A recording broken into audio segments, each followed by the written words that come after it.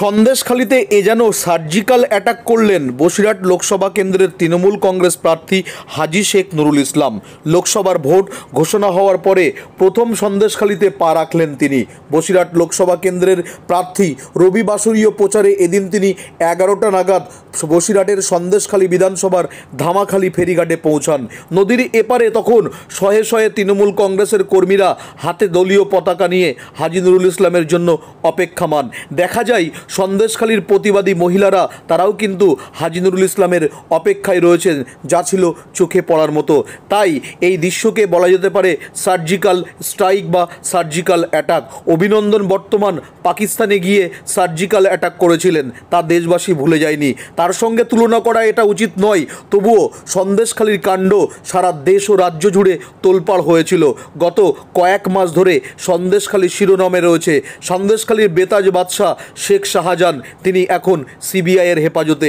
আরও অনেক তৃণমূলের নেতৃত্বরা গ্রেপ্তার হয়েছে। তাই মনে করা হয়েছিল সন্দেশখালীতে বিজেপি একেবারে ধামাকা কিছু করতে পারে, কিন্তু হাজী শেখ নুরুল ইসলামের সন্দেশখালীতে পদার্পণ এ যেন অন্য মাত্রা বহন করে চলেছে।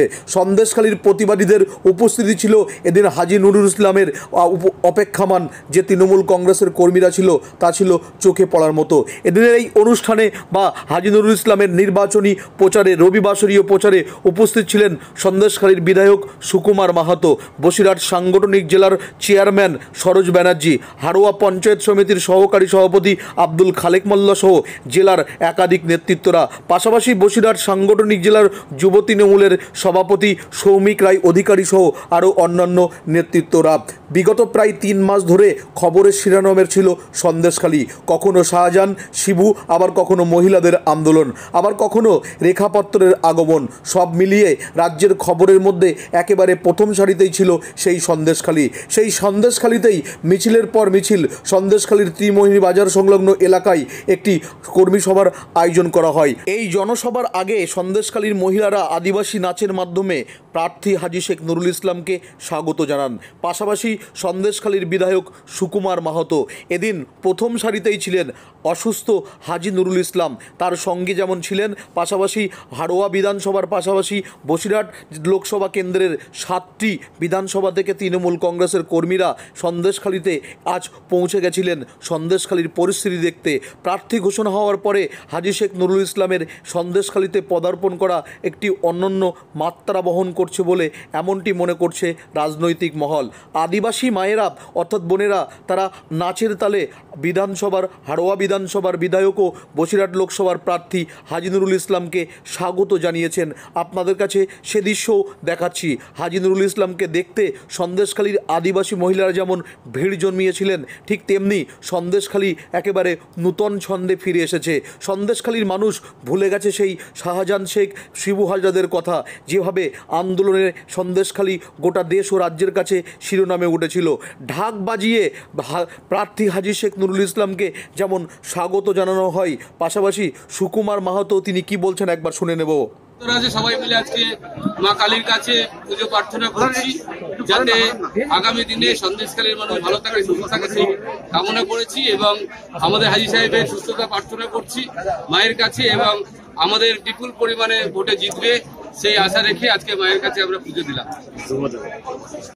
সন্দেশখালীর বিধায়ক সুকুমার মাহাতো জানালেন, বসিরহাট লোকসভা কেন্দ্রের তৃণমূল নেতৃত্বদের সঙ্গে নিয়ে এবং প্রার্থী হাজী শেখ নুরুল ইসলামকে সঙ্গে নিয়ে সন্দেশখালীতে কালী মন্দিরে পুজোও দেন, মায়ের কাছে প্রার্থনা করা হয়। সন্দেশখালীর ধামাখালী জেটিঘাট থেকে হাজী নুরুল ইসলামকে নিয়ে যাওয়া হয় সন্দেশখালীতে। তাকে স্বাগত জানান এলাকার আদিবাসী মহিলারা। ছৌ নাচ তারা যেমন করেছেন, ঠিক তেমনি ঢাকিদের দলে দলে ঢাক বাজানোর দৃশ্য ছিল এক অনবদ্য। সব যেন সন্দেশখালী কাণ্ডের ঘটনা একেবারে সাধারণ মানুষকে ভুলিয়ে দিয়েছেন। বিগত প্রায় 3 মাস ধরে খবরের শিরোনামে ছিল সন্দেশখালী। কখনো শাহজাহান, কখনো শিবু হাজরা, আবার কখনো মহিলাদের আন্দোলন, আর কখনো রেখাপত্রের আগমন ঘটেছে। সব মিলিয়ে রাজ্যের খবরের মধ্যে একেবারে প্রথম সারিতেই ছিল সন্দেশখালীর নাম। সেই সন্দেশখালীতে মিছিলের পর মিছিল, সন্দেশখালীর ত্রিমোহিনী বাজার সংলগ্ন এলাকায় মিছিল শেষে সেখানকার স্থানীয় শাসক দলের সমর্থনে মহিলাসহ আদিবাসী সম্প্রদায়ের মানুষের উপস্থিতি, তাদের নাচ ছিল চোখে পড়ার মতো। সন্দেশখালীতে ফেরিঘাট পেরিয়ে সংবাদ মাধ্যমের মুখোমুখি হয়ে টোটোতে বসে হাজী শেখ নুরুল ইসলাম কি বলেছেন তা একবার আপনাদেরকে শোনাবো। আমি 2009 এমপি হয়েছিলাম, তারপর আইলা হয়েছিল। সেই আইলায় আমি সমস্ত মানুষের বুকে জড়িয়ে ধরে কাজ করেছিলাম, রিলিফের ব্যবস্থা করেছিলাম, জলে নেমে রিলিফের ব্যবস্থা করেছিলাম, প্রত্যেক মানুষের মানে ঘরে ঘরে দিয়েছিলাম। তারা সেটা মনে রেখে দিয়েছে, তারা ভুলে যায়নি। যারা একসময় প্রতিবাদ দেখেছিল তারা আজকের আপনার হয়ে মন্দিরে পুজো দিচ্ছে। এইটাই তো গণতন্ত্র, এইটাই তো গণতন্ত্র। সন্দেশখালীর মানুষ জানে কারা উন্নয়ন করতে পারে আর কারা পারে না, তাই মানুষ আজকে আমাদের দিকে এসছে। আমরা এদের তাকে ধন্যবাদ জানাই, তাদের নমস্কার করি, প্রণাম করি। আমার সেই মায়েদের, তারা আজকে ভুল বুঝতে তা পরিবর্তন করে আমাদের দলে চলে এসছে। এইটাই আমাদের মমতা ব্যানার্জির আদর্শ। কি মনে হচ্ছে কতটা ভোটে জিততে পারে? ওটা জনগণ 4 তারিখে বিচার করে দেবে। 4 তারিখে দেখবেন কে কতটা ভোটে জিতবে। ভোটে জিতলে সন্দেশখালীর মহিলাদের জন্য কি কিছু করবেন না? নিশ্চয়ই। আজও পর্যন্ত সন্দেশখালী হিঙ্গলগঞ্জে আয়লার চাল পায়, যে আয়লার চাল পায়, এটা আমি করে দিচ্ছি না। অতএব যেটা অসমাপ্ত কাজ আছে সেটা সমাপ্ত করার চেষ্টা করব। হাজী নুরুল ইসলাম স্পষ্ট জানিয়ে দিলেন, আইলা বিধ্বংসী সন্দেশখালীর মানুষের পাশে ছিলেন। মুখ্যমন্ত্রী মমতা বন্দ্যোপাধ্যায়ের উন্নয়নের প্রতিটি প্রকল্পের মানুষের বাড়ি বাড়িতে পৌঁছে দিয়েছেন। সন্দেশখালীর অনেক মানুষ এখনও আইলার চাল পান, রাজ্য সরকারের সহযোগিতা পান। পাশাপাশি এদিন দেখা যাচ্ছে ত্রিমোহিনী বাজার সংলগ্ন ময়দানে যে জনসভা করা হয় সেখানে মানুষের উপচে পড়া ভিড় রয়েছে চোখে পড়ার মতো। আর এই একেবারে কর্মী সভাতে যেভাবে আদিবাসী আন্দোলনকারী মহিলাদের উপস্থিতি ছিল, সব মিলিয়ে বলা যেতে পারে সন্দেশখালীর ঘটনা মানুষের মন থেকে মুছে গিয়েছে।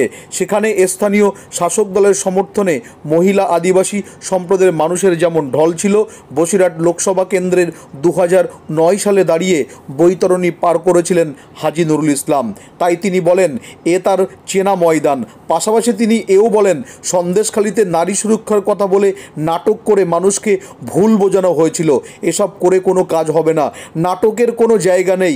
শেখ শাহজাহান, শিবু হাজরা, উত্তম সর্দারদের নিয়ে যে অভিযোগ আইনে তা বিচার হবে।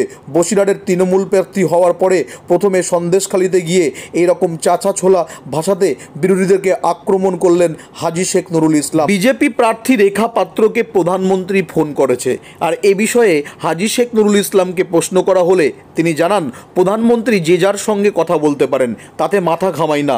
রাজ্যের মুখ্যমন্ত্রী মমতা বন্দ্যোপাধ্যায়, অভিষেক বন্দ্যোপাধ্যায় বাংলার মানুষের সঙ্গে রয়েছে, সন্দেশখালীর মানুষের সঙ্গে রয়েছে। সন্দেশখালীর মা বোনেরা শাক বাজিয়ে, নাচ করে, ঢাক বাজিয়ে হাজী শেখ নুরুল ইসলামকে স্বাগত জানিয়েছেন। অর্থাৎ এ যেন এক সার্জিক্যাল স্ট্রাইক, সার্জিক্যাল অ্যাটাক হয়েছে সন্দেশখালীতে। মনে করা হয়েছিল সন্দেশখালী থেকে তৃণমূল নির্মূল হয়ে গেছে, কিন্তু না। হাজী শেখ নুরুল ইসলাম এদিন তিনি দ্ব্যর্থহীন ভাষায় কি জানিয়েছেন শুনে নেব। ওরা 4 তারিখে দেখবেন, আমি এখন কিছু বলবো না, বড় কথা বলি না। জিত আমাদের নিশ্চিত, আমরা মার্জিন বাড়ানোর লক্ষ্যে এগোচ্ছি। এবং সন্দেশখালীর যে মিথ্যা প্রচার, সেই মিথ্যা প্রচার বন্ধ হয়ে গেল আজ থেকে। কারণ আজকে সুকুমার মাহাতো এমএলএ ওই যে আজকে সভা করেছে, আর আপনারা নিজেরাই দেখেছেন রাস্তার উপরে মানুষের ঢল, যে উচ্ছ্বাস উদ্দীপনা, এতে কী প্রমাণ হয়? আপনারা তো সাংবাদিক, বহু লোকের কাছে গিয়েছেন, বহু জনের কাছে গেছেন।